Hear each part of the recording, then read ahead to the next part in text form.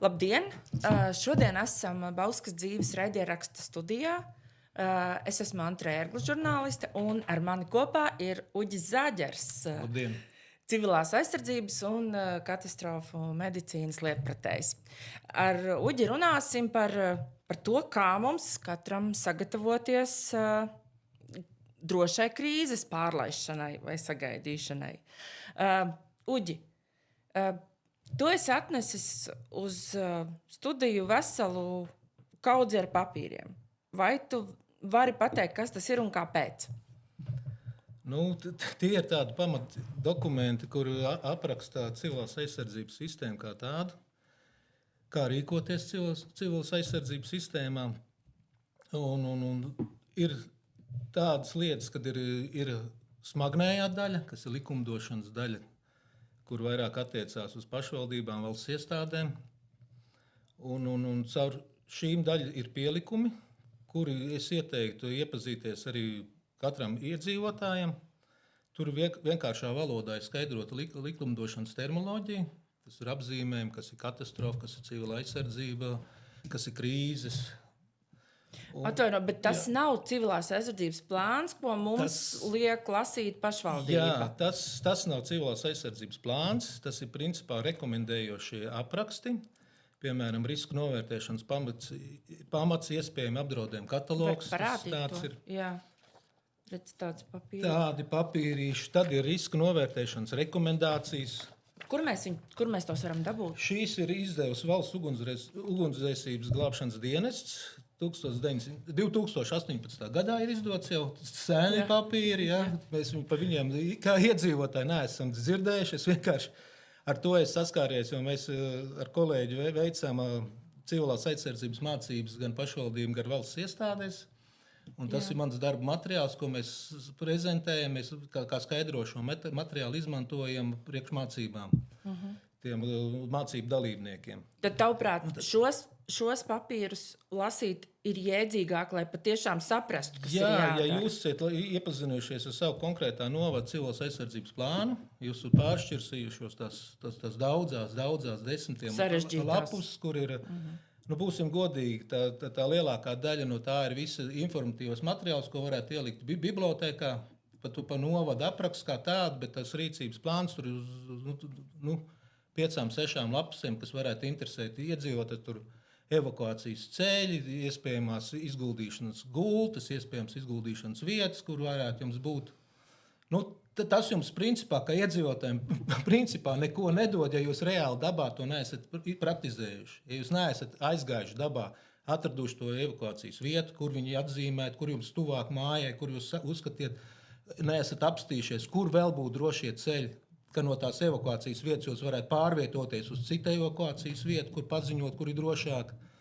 Jūs neesat iepazinuši ar tām naktsmājām iespējamām, labākā gadījumā patversmēm, ja tādas ir jūsu tuvākajā vietā. Tas ir informatīvs materiāls, bet tas dabā pašam jāizspēlē. Un tad ir tie sarežģītie paziņojumi, ko jums pasaka. Piemēram, tagad nāk mums šūna apraides, joprojām iedzīvotājs ir neizpratne vai panika, viņi nesaprot to tekstu, ja dzeltenais, oranžais, sarkanais brīdinājums, vienalga nesaprot. Apjukums rodās tādā situācijā, bet ievērtēsim to principu, ka šādos brīžos, kad mums rodas panika, ievērojam stop principu. Kaut lasot ziņu, mēs apstājamies, tas ir stop, stāt. Tad mēs ievelkam elpu, izvērtējam ticamību tai ziņai, kādas ir opcijas, kāda ticamība, ko vēl apkārtējā kā reaģē uz viņu. Tad ir opcijas, ko es šajā situācijā varu darīt. Ja ir paziņojums, tur, tā kā pēdējais mums bija pa lietusgādzēm, tad nostipriniet lidojušus ķermeņus un neatrodieties vētras laikā ārā, neatrodieties, esat iekštelpā. Tās jūsu opcijas, un tad jūs pieņemiet lēmumu, ko es daru. Vai es piemēram, lauka, tur dārza mājiņā atbrauc, dārziņu ravēt, vai es dodos, paliek tādā dārziņu mājā, ja viņi droši, un es to laiku varēšu pavadīt tur, vai es dodos uz savu dzīves vietu. Vai zvanu saviem bērniem, vai mammai, vecai mammai, un mēs pulcējamies drošā vietā. Tas, ko tu stāsti par patvernēm un evakuācijas ceļiem, tas vairāk attiecas uz pilsētniekiem? Vai ir starpība, kā krīzei jāsagatavojas pilsētas un lauku cilvēkiem? Principā būtiska atšķirība. Ja mēs zinām, protams, ir dažādi arī lauka īpašumi un dažādi lauka mājas ir, kad būsim reāli, lauka iedzīvotāji ir vairāk sagatavojušies ikdienai. Viņš katru dienu nebrauc uz veikalu. Tas nozīmē, viņš jau ir krājums, kā kura ģimenes saimniecība, viņa jau ir nedēļa jau iegādājusies krājums, vai 3-4 dienām jau krājums ir iegādājusies. Viņam bieži vien lauka mājās būs dzeramā ūdens aka, kur viņš ar spainīti var izcelt ūdeni. Tad pa ūdens problēma viņam atkrīt. Bieži vien laukos būs pagrabs, kur droši patvērsme būs, ja? Un ēdiens būs žāvēt gaļiņi, būs konzervi, būs sausie makaronu rīsiņi, ja? Atšķirībā no pilsētas iedzīvotāja, ja, kurš, principā tas ēdienu budžets tiek plānots dienai, 2 dienām. Viņš nepirks, īpaši to runā tie zaļie kursi, ka pārtika nekrājami metam viņu ārā, vai ne? Viņš pirks pat 2-3 kartupeļiem, tur 1 makaronu paciņu, lai skapis, jo tur vietas arī nav dzīvoklī tik daudz, kur varētu tāds krājums veidot. Tas ir būtiski. Otrs būtiskais, ka pilsētas un lauka iedzīvotājiem būs kaut kādas trauksmes situācijas, ka jāevakuējās ir. Ja? Bieži vien pilsētai lielākai daļai laukos ir radinieki, mammas, omes, tēti, pie kuriem viņi, protams, nesīsies, brauks un evakuēsies. Ja? Bet ir svarīgs faktors. Jūs aizbrauciet pie tās mammas, ieiet ar to savu ģimeni, visi iekšā, atbrauc vēl māsa, brālis, atbrauc māsīts un brālēns, ja? Un atver pie omas leduskapi. Oma, tev tukšs leduskaps, mums nav ko ēst visiem, ja? Tad par to arī jāpadomā, ka tai omai ir jāizved līdzi, tad jāpaņem līdzi tā pārtika, tas dzeramais ūdens, tas ir bērniem, ko jūs dodat ēst, ir pampēri, tā maināmās drēbes, ja jūs vēl dzīvnieku ņemat līdzi, jums jāpadomā arī dzīvniekam jāņem līdzi ir tas ēdiens, ko tas dzīvnieks, lai pārtiek no tā. Tad to laiku pavadiet, kamēr ir tie, tās zelta 72 stundas, ko mums iesaka, rekomendē, un to iesaka vairākās Eiropas valstīs. Bet nevajag aizmirst, 72 stundas ir tās stundas, ka jūs jāpaļaujās uz to, ka jums var nenākt neviens palīgā. Jūs jātiek galā pašiem. Jums jātiek galā pašiem ir. Bet var būt arī situācijas, ka arī pēc 72 stundām jums var neatnākt palīgā. Tas nozīmē, ka jādomā solis uz priekšu, kā jūs varat vēl nedēļu, 2 nedēļas dzīvot. Man ļoti svarīgs, un ne tikai man, visiem ļoti svarīgs ir tīrs ūdens. Jā. Vai tavuprāt, kā to turēt? Kā to turēt rezervē? Principā, tā, kā es teicu, laukos, ja ir groda aka, kur var ūdeni pasmelt jebkurā brīdī, tur nebūtu problēma. Ja? Bet pilsētas dzīvokļos dzīvojošiem vienkārši tāda rekomendācija no maniem būtu turēt atkarībā no ģimenes locekļu skaita, cik ir ģimenē, bet turēt vai 1 5 litru vai 2 5 litru tās pudeles ar dzeramu ūdeni, kur jūs, teiksim, reizi nedēļā ieteicams būtu mainīt. Jūs varat aplaistīt istabas puķis, atkal ieliet svaigu ūdeni. Un tā ik pa laikam, lai jums stāv dzidrs, skaidrs dzeramais ūdens rezervē. Tas reiķinām uz vienu iedzīvotāju, tas būtu 1,5–2 litru dienā, tas būtu tā kā minimums. Lai mēs izmantotu tikai dzeršanai, varbūt vēl tur kaut kādu ātru zupu pagatavošanai, tas ūdens nepieciešams. Tā tad vienkārši rekomendācija. Un, protams, ja mēs runātu par tiem pārtikas krājumiem, kāda nepieciešama vismaz minimāli, tas minimāli, protams, būtu kaut kāda konservēts vai zivis vai gaļas būtu sausā pārtika, putras, zirņi, jebkurš veids, ko ģimene lieto. Vai ātri pagatavojam pārtika, kas ir nebojājās ilgstoši. Arī tā, piemēram, ko armija ēd. Jā. Spilts mums Bauskā ir spilts uzņēmums, Krons, kurš nav noslēpums arī NBS. armijas nodrošināja ražo ilgstošu glabājumu pārtiku. Ja? Tur ir vēl tāda sīmiņa uzlikta. Kā tu pats esi sagatavojies? Kā tu savās mājās esi sagatavojies krīzē? Jā, man nav noslēpums. Es dzīvoju lauku saimniecībā, un man ir māja, man ir pagrabs, man ir groda akaras, dzidru skaidrs, dzeram ūdens, pagrabs ar saldētu pārtiku, ir konzervu sagādāti, zirni, ir dažādi ilgstoši uzturami ēdieni. Un tā skaitā man ir, neslēpšu, man pāris kases ar svecēm ir, sērkociņu pāris pakas ir, rādio ar baterijām darbināts rādio, vairāki lukturi. Gaismai es principā esmu nodrošinājis. Es varu uzņemt kastīti ar baterijām arī mainām. Kastīti, protams, kastīti ar baterijām, ar uzlādēm ir tās saucamās uzlādējumās bankas, powerbankas, kuras ir, teiksim, kur tu var uzlādēt. Enerģijas bankas, kur tu var uzlādēt gan telefonu, gan arī cits mazāks vai radioaparāts. Tad tas viss tiek nodrošināts. Un tā ir vēl tāda opcija. Es vēl pats neesmu iegādājies, bet zinu, ka vairākiem kolēģiem ir arī tāda radio, kur ir dinamo lādētāji. Tā kā agrāk bija, kad ir velosipēds, kad ir dinamo lampiņa, ir tāda arī uzlādējuma, kur ir radioaparāts un kur lampiņa tāda arī iedzīvot var iegādāties.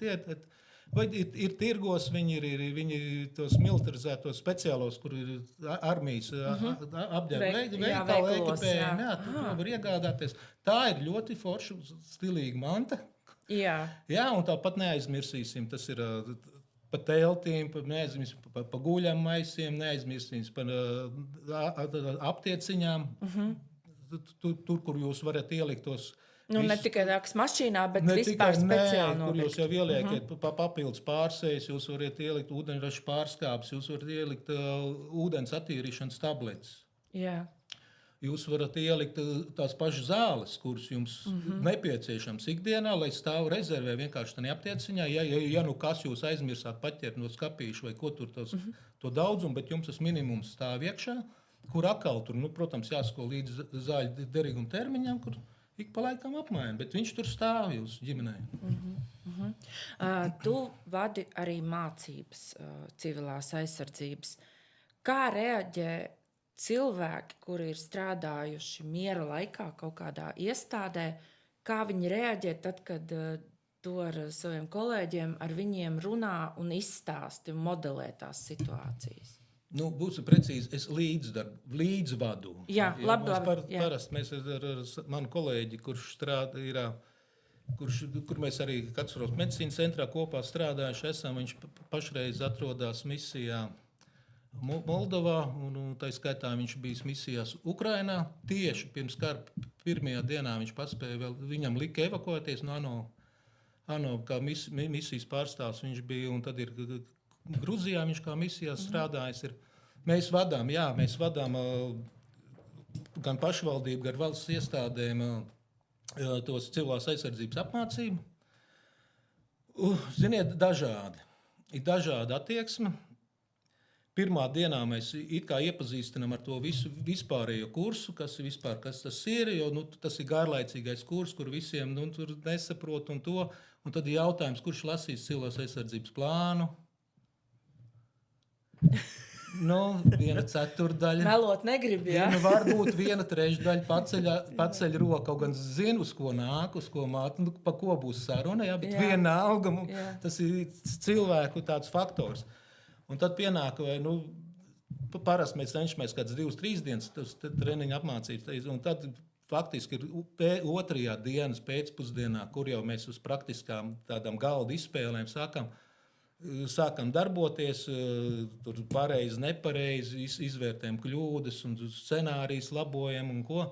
Un tad parādās, tagad es sāku saprast, par ko mēs vispār runājam. Ja? Tā kā es teicu, tur tā smagā likumdošana, izlasiet, tad viņš tādu pārskrien prānu, tā kā vai jūs klausieties rādio un lasat grāmatu, tad jūs nesaprotiet, vai jūs dzirdat, ko rādio saka, vai ko jūs grāmatā lasiet. Tur tas apusējas, bet kad tu jau tādā vienkāršā valodā sāc runāt un izskaidrot, tas ir tas un tas ir, tagad es sāku saprast. Tas nozīmē vienkārši vienu, kad ja nav reāls izspēles bijušas, vai vienalga tas ir valsts iestādē, vai pašvaldībā, vai iedzīvotāju kopienās, tas ir vai dzīvojamies mājas kāpņu telpas iedzīvotāji, mikrorajonu iedzīvotāji kopā nesanāk un neizspēlē, kā kurā brīdī rīkojas, nekas nenotiks. Jo neaizmirstam vienu zelta frāzi. Vispirms jārūpējas par sevīm, par sevis glābšanu. Pašam jābūt pārliecinātam, ka es sevi varu glābt. Tad es arī varēšu iet citam palīgā. Un ja es to varēšu darīt, es neprasīšu uzreiz no valsts, lai nāk man palīgā. Jo mēs visus tos resursus, valstī nebūs tik resursi, lai mums katram atnāk palīgā. Vai tu redzi, ka mūsu novadā kopienās ir tāda aktivitāte, cilvēki vai grupas, kuri mēģina pašorganizēties? Zini, tās skaļi es neesmu dzirdējis. Atklāti sakot, es neesmu dzirdējis. Es dzirdēju par vairākiem nodibinājumiem, es dzirdēju par šiem pašām iedzīvotāju konsultīvām padomēm. Bet tās ir tās ikdienas. Ikdienas rūpes ir varbūt kaut kādu projektu, kur iedzīvotāji iesaistās vides sakārtošanā, uzlabošanā un kaut kādu pulciņu un tādu. Bet, teiksim, par tādu civilu aizsardzību kā tādu es neesmu dzirdējis. Mūsu novadā vismaz tiešām varbūt, ja kāda informācija tu var padot ziņu. Bet tas ir vitāli. Tas ir vitāli, ko mēs vēl neesam aizgājuši. Tad tagad ir jāvalsts. Tu domā, ka mēs kā sabiedrība vēl neesam sapratuši, ka mums to ļoti vajag, ka tieši tagad vajag. Ka tas ir vajadzīgs, tas nav saprast. Bet mēs vispār varam to iemācīties tā, ja mēs kārtīgi, kā tu saki, neejam cauri simulācijai, kaut kādām īstām mācībām ar mulāžām, ievainojumiem un tam līdzīgām lietām. Mēs varam gūt kaut nelielas praktiskas iemaņas. Mēs varam gūt to apziņu, kad nav tas pirmais stresa situācija. Mēs varam mēģināt noņemt. Mēs varam teiksim, savstarpēji iepazīties ar apkārtējiem, ar kaimiņiem. Mēs varam iepazīties. Mēs varam iepazīt viņu vajadzības, viņu iespējas, kā viņš man var palīdzēt, kā es viņam varu palīdzēt. To mēs noteikti varam izdarīt. Sameklēt tuvāko patvērtni, piemēram, pilsētā. Tur nebūs visiem vietas. Saprotiet, pie mūsu standartiem, tā iespējams, kāds mums ir patvērsums, tas ir vienkārši noslēgta telpa. Vai tavuprāt ir vērtīgi, pieņemsim, ņemt un taisīt projektu, piemēram, daudzdzīvokļu mājai, uztaisīt savu pagrabu par drošu vietu? Viņš kā projekts nebūs, viņš būs nosacīt drošu vietu, kuru pret kaut kādiem nelieliem droniem mēs būsim pasargāti. Kaut kādu laiku. Jā, kaut kādu laiku. Protams, ir svarīgi, ja iedzīvotājs savus pagrabus iztīra un ka viņi tur var kaut kādu gultas vietiņu izvietot un kur viņi tiešām reāli tur var kaut diennakti uzturēties. Ar kaķīti pat slēpties. Bet redzēt atkal ir tas, ka tur tiešām ir tie reāli tie ūdenskrājumi jābūt, tur jābūt reāli tai pārtikai, bet neaizmirsim par higienas lietām vēl. Jā. Par to mēs vispār neesam. Neviens nekur nav runājis, neko nav domājis. Ja? Cik ilgi jūs tur sēdēsiet, cik ilgi cietīsieties? Tā duāla un smieklīga situācija, bet tā ir reāla situācija. Nav smieklīga, tā ir briesmīga situācija. Tā ir briesmīga, jā. Tas varbūt tad jādomā arī par pampēriem kaut kādiem. Biotoleti vai pampers. Vai kaut pampēri jādomā, kā nolikt, jā. Tad vienkārši lietas, un šīs ir tās praktiskās lietas, un tad izspēlējam. Ieejam un stundu uztaisam, 2 stundas uztaisam sapulcīt iedzīvotāju pagrabā. Jā. Un mēs ātri redzēsim savas vajadzības. Kas mums sāk pietrūks? Vienam būs fobija, klaustrofobija no telpā, ka viņš pagrabā slēgtā ir tumšā, pustumšā vidē. Ja? Vienam traucēs jau kaimiņš, kurš tur pa daudz runā vai pa maz runā vai klepo visu laiku. Ja? Izspēlējiet tās lūdzu. Jūs noņemsiet stresu līmeņu jau no sevīm. Tā vienkārši lietas. Tas tikai starp iedzīvotājiem runājot. Un tās kopienas, ir labā lieta, ko es dzirdēju, lasījis, kad valsts ugunsgrēcības glābšanas dienas tagad iet ar likumdošanas institīvu, kad uz 4 gadu plānu, kad noteikti plānu vienotu apmācību sistēmu visai valstī. Visos novados, visos un pagastos atļaut, kad iedzīvot apmācību. Tā būs interesanta lieta. Redzēsim, kā viņa attīstīsies, un tas būs forši. Un tas būs arī noderīgi. Jā, un tas būs noderīgi, bet arī pašiem iedzīvotājiem vienalga es iesaku, veidojiet savas kopienas un ejiet kopā un mēģiniet risināties. Izspēliet dažādas situācijas, izspēliet, kā jūs brauksiet projām. Jā. Stāviet jūs daudz tas ir variants, ka tu nevis slēpies, bet beidz. Jā, mēģini aizbēgt. Beidz, jā, bet tev varbūt ir laiks stundu, 2, tev laiks revok. Un tagad tu nokāpiet no 9 stāvu mājas visi, pagalmā ieiet, kur tās mašīnas salic, un tagad mēģiniet izbraukt pusstundas laikā visi. Mēģiniet izbraukt ārā. Ar visām somām, jūs paņemiet jau somas, visas tās lietas, kas jums vajadzīgas līdz, ko jūs gatavojaties, piemēram, izspēlēt, es braucu pārgājienā uz 3 dienām. Ar visu ģimeni, ar visiem dzīvniekiem. Izspēlēt tādu spēli. Un paskatieties, kā jums tas izdosies. Bet vienojieties, tur laiks ir noteikts. 10 ejam ārā, un līdz 11 mums pagalmā jābūt tukšam. Tad redzēsiet, kā jums tas sanāks. Jā, salīdzinot ar to 9 stāvu māju, bet tas ir ļoti noderīgs. Bet tas ir to kritisko parādīt. Bet, tā kā tu esi saticis un ticies ar vairāku pašvaldību cilvēkiem, darbiniekiem, kā tu vispār vērtē kopējo Latvijas pašvaldību gatavību reaģēt tādās krīzes situācijās? Man šķiet, tas paklājs ir diezgan raibs Latvijā.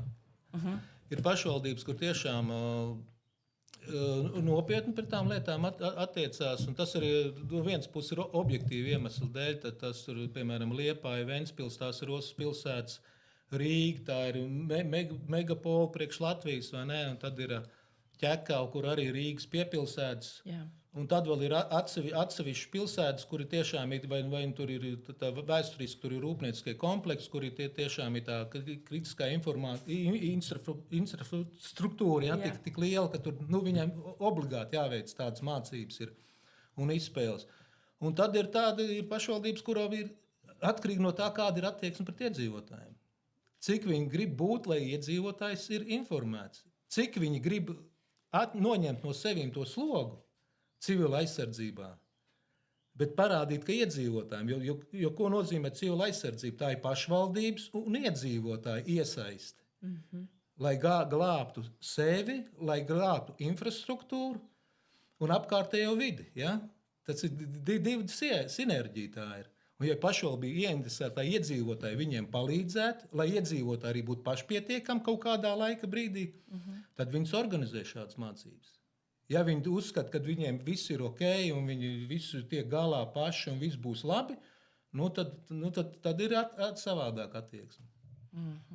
Bet ir, kur ir pašvaldības, kur speciāli organizē vairāku dienu kursus, kur ir, teiksim, iestāžu vadītāji, tas ir komunālas saimniecības, tur ceļu uzturētāji, un viss atsevišķi tādiem, kur ir tikai iestāžu direktoriem, tur skolas, bērnu dārzi, pansionāti. Atkal atsevišķi mācības organizē, un tad tur ir galda izspēles, un tad direktors saprot, ka priekš kam viņam tas tur civila aizsardzība, ka viņš tur vispār neko nav sapratis, tad viņš saprot, ka viņam iekšēji kaut kāda algoritmi jāveido, kā viņš iekšēji iestādē var sevi glābt un savus nodrošināt drošību saviem iestādes dalībniekiem. Tas ir pilnīgi dažādi, bet lielākā daļa no pašvaldībām vēl tikai runā par to, bet rīcība nenotiek. Rīcība, diemžēl, nenotiek. Reāla rīcība. Jo, kā es teicu, ja minēju to piemēru, reāls rīcības nav uz papīra, var uzrakstīt jebko. Ja tu viņu dabā neesi pārbaudījis, vai kaut galda spēle izspēlē, kas atzinās dienesta atbildīgās personas, tiek kontakti cilvēki nozīmēt, kuram jāzvan, norādīts iedzīvotājs, kuram var zvanīt. Ja? Jo tas visi zvanīs, piemēram, pilsētas novada mēram, vai izpildirektoram. Visi tagad zvanīs. Un kas notiksies? Tur būs pī, būs galājums. Jūs neko neuzzināsiet. Tāpatās, ja jūs nebūsiet izspēlējuši to galdā, un ka jūs nezināsiet tuvākais tavai dzīvojamai vietai, tu tuvāk ar šo cilvēku tu vari sazināties. Vai tas ir kopienas pārstāvs, atkal zina, ar kur sazināties tālāk, viņš var atpakaļ informāciju nodot iedzīvotājiem. Tas ir ļoti būtiski. Labi, paldies tev, Uģi. Es domāju, man liekas, ka mēs dzirdējām ļoti daudz noderīgu lietu. Un viens uzdevums man šķiet ir tagad katram apsēsties un uztaisīt sev plānu, ko es īsti gribu darīt un kā es to izpildīšu soli pa solim. Cerams, ka arī mūsu pašvaldība sāks reaģēt uz to, ka cilvēkiem tas ir svarīgs jautājums. Un es līdz nākamajam Bauskas dzīves raidierakstam ar mums kopā bija Uģis Zāģers. Civilās aizsardzības un katastrofu